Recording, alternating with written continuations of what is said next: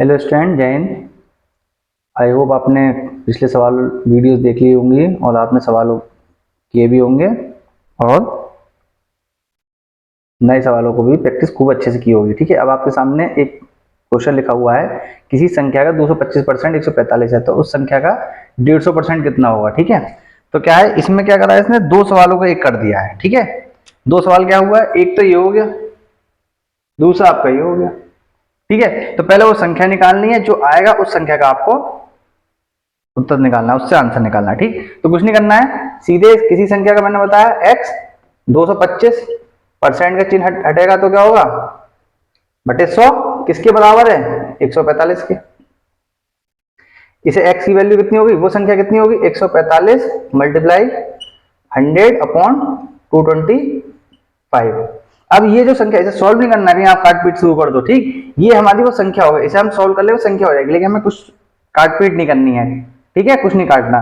फिर ये जो संख्या आई है, उस संख्या का मतलब गुणा 150% कितना होगा, 150% कितना होगा, तो यानी कि हमें क्या करना है, परसेंट का चिन्ह हटा दो, बटे 100 कर दो, छुट्टी हो गई, 100 से 100 की छुट्टी, 25 सिक्का 150, 25 नम्मा कितने हो गए, 225।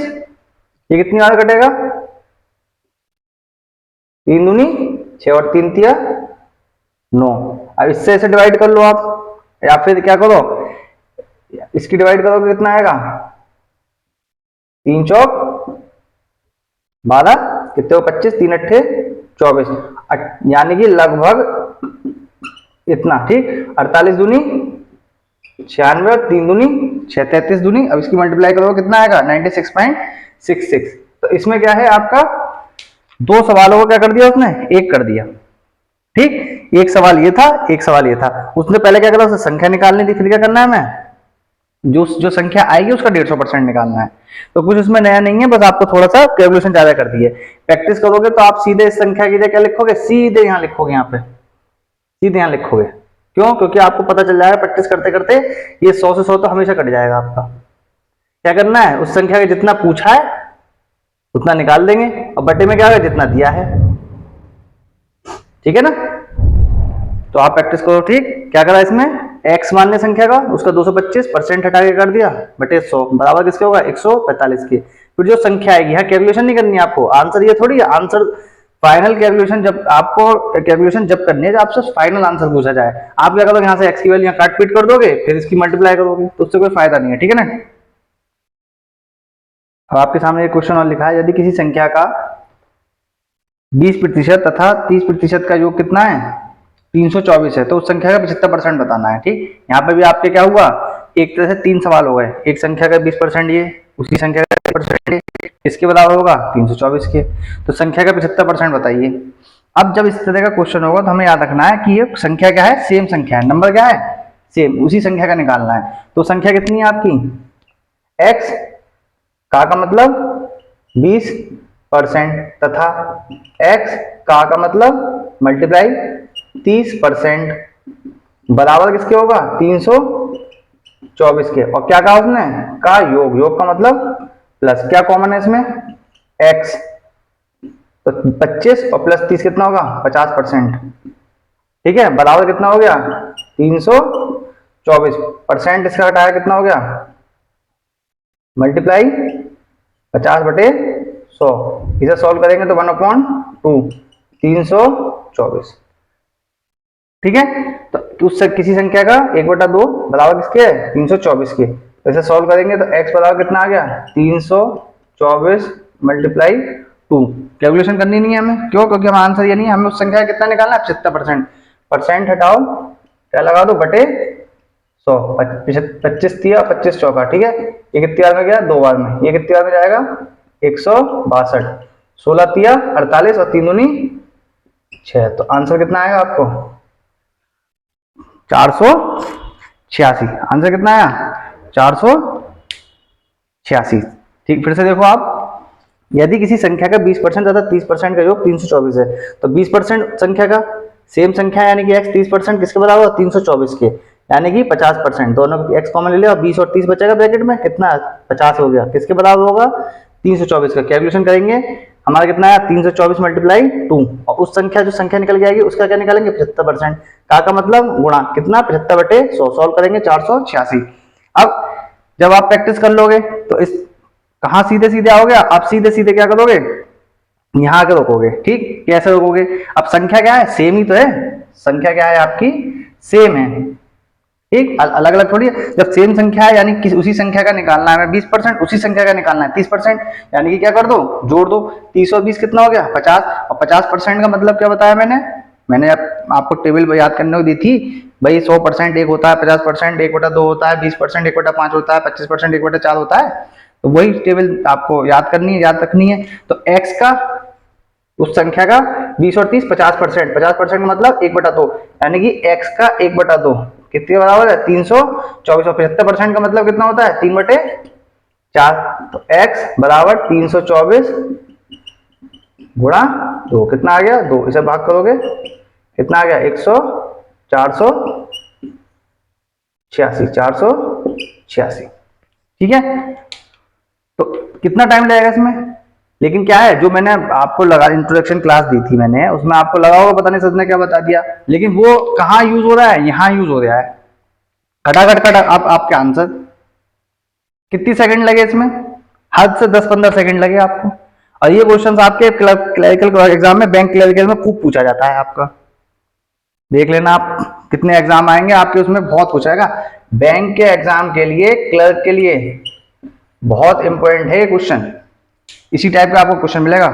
ठीक है, आपके सामने एक सवाल और लिखा है 25% और 35% किसी संख्या का, मतलब संख्या क्या है सेम है, तो सेम संख्या है तो इनका डिफरेंस कितना होगा 10%, और मैंने क्या बताया 10% को टेबल से क्या लिखेंगे हम 1/10, और ये 50% को क्या है हमारा 1/2, टेबल से याद आया। तो किसी संख्या का वो संख्या कितनी है x है, कितना ये 10% किसके बराबर होगा 120 के। अब जो संख्या निकल के आएगी हमारी उसका 50%, 50% का मतलब वो टेबल बनवाई थी इंट्रोडक्शन में 1/2 मल्टीप्लाई कर दी सर, तो x इक्वल्स टू 120 1/2 मल्टीप्लाई 10, कितना आ गया ये 12×5 60, 600, संख्या कितनी हो गई 600। फिर से देखिए आप कि मैंने पिछले क्वेश्चन में क्या बताया था कि किसी संख्या का जब योग पूछ रहा है, संख्या कैसी है सेम है, तो यानी कि उसका ऐड कर दिया आपने, अगर अलग अलग होगी तो संख्या का अलग अलग संख्या कही है, दो संख्या का है वो तो अलग अलग निकालना है, यहाँ संख्या कैसी कही उन्होंने सेम कही है, तो वहां पे सेम कही थी तो जोड़ दिया था। ठीक, अब मैंने बताया कि इस संख्या का 25 और 35 का अंतर कितना 10%, टेबल में लिखवाया था 10% का मतलब क्या लिखवाया था 1/10, उस संख्या का 1/10 किसके बराबर है 120 के। अब जो संख्या निकल के आएगी उसका कितना निकालना है 50%, 50% का मतलब टेबल से 1/2, सॉल्व कर दो, जो आएगा वो क्या होगा आपका आंसर। देखिए सामने आपके एक क्वेश्चन और लिखा हुआ है, क्वेश्चन है अमिताभ के वेतन में 10% की कमी होने पर उसे 4500 रुपये मिलते हैं, तो कमी से पहले उसका वेतन क्या था। तो मैं आपको बताता हूँ कि कभी भी हम कोई चीज़ बात करेंगे कमी होने की, तो कोई भी चीज़ खुद में होती है 100%, कितनी होती है 100%, जब वो वृद्धि करने का बात करेगा तो प्लस करेंगे, और जब वो कमी की बात करेगा तो क्या करेंगे माइनस करेंगे। ठीक है, तो अमिताभ के वेतन में 10% क्या हो रही है कमी हो रही है। ठीक, कितने मिलते हैं 4500 रुपये, अब आप उसमें कमी करिए कितने रुपए, यानी कि 10% की कमी यानी कि 90%, यानी कि पहले वेतन कितना था x था, उसका 90% किसके बराबर होगा 4500 के, तो x ये कितना हो गया, परसेंट का चिन्ह हटा के क्या कर देंगे 100 बराबर 4500। ठीक, तो कितना हो जाएगा x बराबर 4500 बटे 100, 4500 गुणा 100/90, 0 से 0 0 5 45, x कितना आ गया 5000 रुपये आ गया। ठीक है, फिर से देखिए कि जब वो कहता है कि कमी होती है तो क्या करेंगे 100 में से माइनस कर देंगे, यानी कि कितना 90%, और जब प्लस करने के लिए कहता है, जैसे यहाँ कहता है वृद्धि हो रही है तो वृद्धि होने के लिए क्या करते हैं 100 में प्लस कर देते हैं। ठीक है, तो वो कितना हो जाता 110% हो जाता है। ठीक है, तो हमारा वेतन पहले क्या था कैलकुलेशन करने के बाद कितना है 5000। ठीक, x का 90% किसके बराबर होगा 4500 के। अब जैसे ही आपको खूब प्रैक्टिस हो जाएगी तो मैंने क्या बताया कोई भी संख्या खुद की क्या होती है भाई, शॉर्टकट मैं बताता हूँ ना, शॉर्टकट कुछ नहीं होता, केवल बीच में से उठा के रख देते हैं, हर सवाल के लिए शॉर्टकट याद थोड़ी करोगे।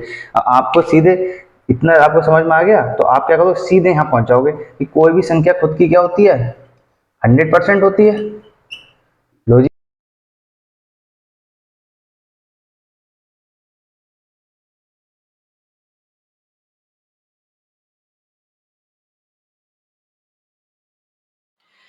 आपके सामने एक नया क्वेश्चन लिखा हुआ है, 2020 में बच्चों की संख्या कितनी थी? 7000 थी। तो 2021 में 10% के बाद संख्या बतानी है उसकी, ठीक है। अब मैंने क्या बताया आपको कि अब जब वो बढ़ेगा, मतलब बढ़ने का मतलब प्लस करोगे आप 100 में, ठीक है। घटेगा तो 100 में से क्या करोगे? माइनस करोगे। तो यहाँ क्या हो गया? 10% वृद्धि, तो किसकी? 7000 में। तो 7000 का मतलब क्या करेंगे? गुणा 10% वृद्धि, मतलब कितना हो गया? 110%। कितना हो गया? 110%। तो 7000 का मतलब गुणा हम लिख दिया 110, प्रतिशत चिन्ह हटाएंगे और लिख देंगे क्या? 100, 1 2 1 2। तो कितना हो गया? 77 और 2 जीरो। तो जनसंख्या 2021 में कितनी हो जाएगी? यार बच्चों की जो संख्या थी वो कितनी हो जाएगी 2021 में? 7700 हो जाएगी आपकी, ठीक। क्या बताया मैंने? अगर लिखा है आपका वृद्धि हो रही है तो क्या कर देंगे? 100 में प्लस। कोई भी चीज खुद की क्या होती है? 100% होती है, ठीक। तो क्या हो गई? अब कमी हो रही है तो 10% कमी होगी, तो कितना होगा? 90% होगा। तो यहाँ पे क्या हो रही है? वृद्धि हो रही है, तो क्या कर दिया? प्लस हो गया, ठीक है ना। तो 7000 का कितना हो गया? 110%। परसेंट का चिन्ह हटाएंगे तो क्या आ जाएगा? बटे 100 सिंप्लीफाई करेंगे, जो आएगा वो क्या होगा? आपका आंसर। अब जो मैं स्टेटमेंट बता रहा हूँ उसे ध्यान से सुनना आप, ठीक। ये स्टेटमेंट बैंक वालों के लिए बहुत ज़्यादा इंपॉर्टेंट है। उसमें दो ऑप्शन जो होते हैं बहुत ज़्यादा टिपिकल होते हैं। एक होता है उसमें कैन नॉट बी डिटरमाइंड, और दूसरा होता है नन ऑफ द अबव। और बैंक में जो ऑप्शंस आते हैं वो आते हैं आपके 5, ठीक। तो 5वां ऑप्शन आपको मोस्टली जो मिलेगा इनमें से कोई नहीं, नन ऑफ द अबव, ठीक। तो वो ध्यान से देखेंगे, ठीक।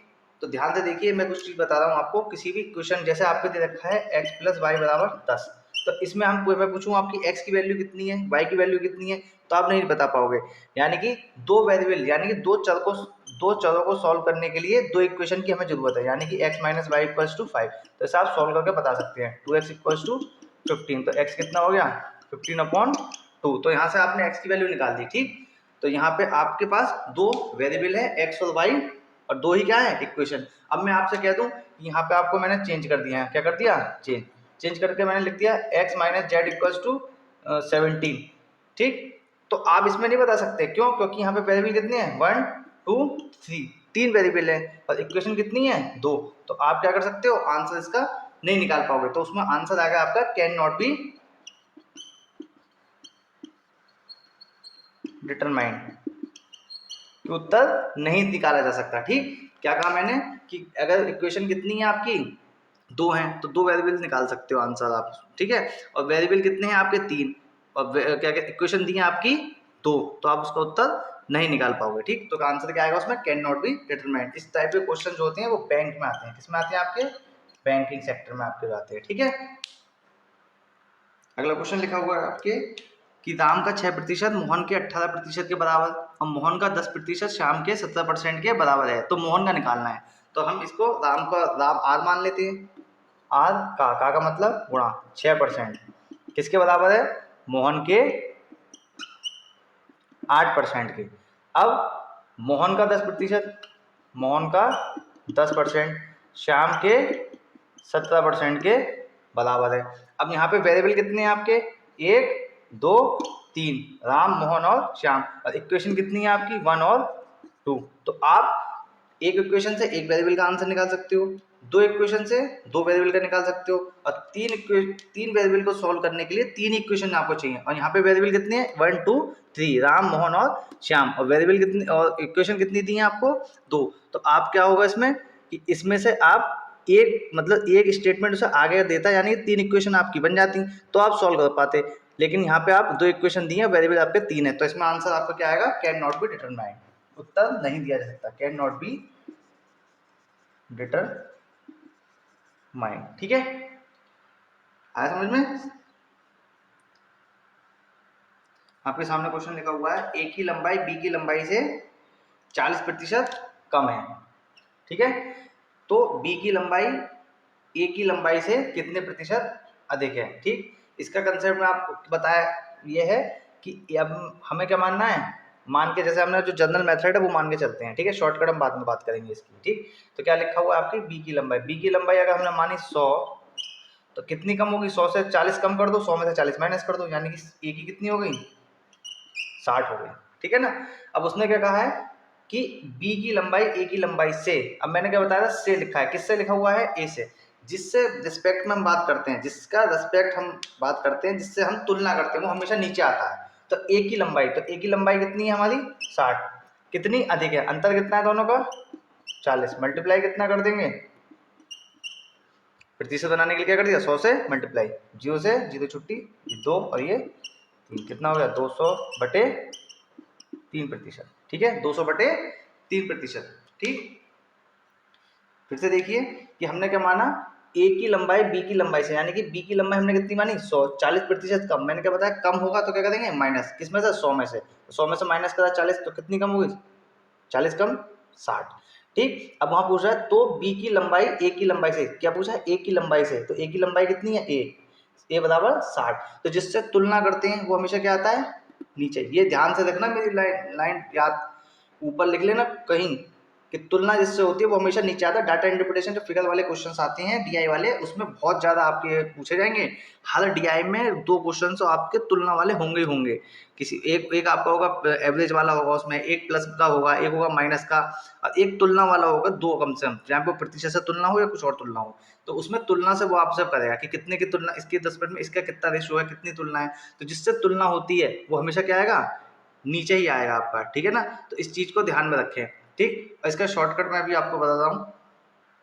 शॉर्टकट आपका यही है, ठीक। यहाँ क्या है आर, क्या है यहाँ पे रेट है, अब देखो यहाँ देखो दिया क्या है हमें कम, यहाँ पे दिया क्या है हमें गिवन क्या है कम है, अब पूछ क्या रहा है वो अधिक, तो सूत्र क्या लगेगा R/100 माइनस R इंटू 100, तो R कितना रेट, रेट का मतलब 40%, तो 40/100 माइनस R, 100 में से 40 गए तो कितने बचे 60 इंटू 100, इसे सॉल्व करेंगे 2 और ये 3, 200/3 आया नहीं, वही आया, लेकिन क्या है जनरल मेथड आपको आना चाहिए, क्यों मान लो फॉर्मूला भूल गए, प्लस का माइनस हो गया, माइनस का प्लस हो गया, ठीक। अब दूसरा इसका फॉर्मूला क्या है, जब उसमें क्या पूछे, मान लिया यहाँ पे उसने क्या कर दिया अधिक, यहाँ क्या कह दिया अधिक, और यहाँ क्या कह दिया कम, यहाँ क्या कह दिया कम, तो उसमें क्या हो गया बदल गया कि दिया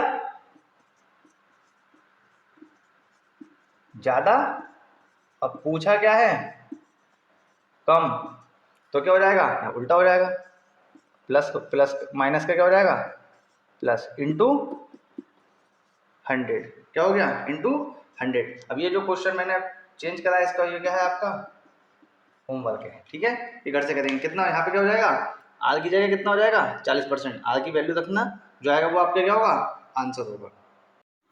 नया क्वेश्चन आपका पी क्यू का 6 गुना लंबा है, क्यू की लंबाई पी से कितने प्रतिशत कम है, ये जो क्वेश्चन है आपका इस टाइप के कितना अधिक कितना कम, सी टेट